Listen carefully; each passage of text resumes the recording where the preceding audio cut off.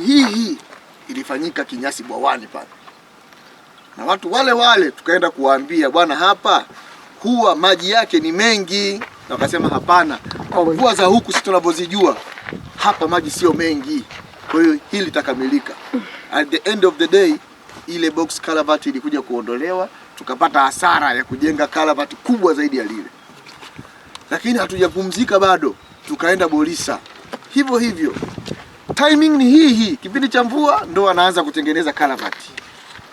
Hatujajua ni material yalikuwa changamoto au ni vipi. Bolisa, korongo la Tura lile likachukuliwa, ile daraja likaondoka.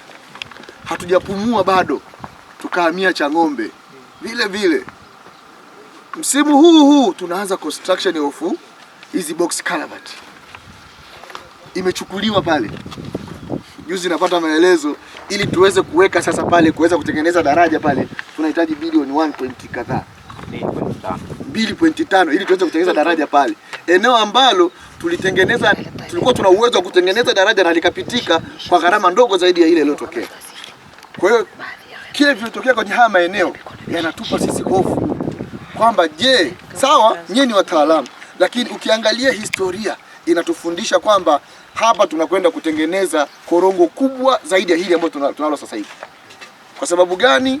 Kwanza kabisa tunakubali kwamba kuna njia mpya ya maji iliyotengenezwa ambayo haikuwepo. Kwa hiyo inaonyesha kabisa hili eneo lina maji mengi. Hatuwezi kukataa hata kidogo. Kwa sababu ukiangalia korongo jipya na korongo la zamani, korongo jipya linaonekana lina maji mengi kuliko korongo la zamani. Huo mkono utakaotengenezwa utakuwa na urefu gani wa kwenda kudivert yale maji kuyaleta huku yaje kupita huku?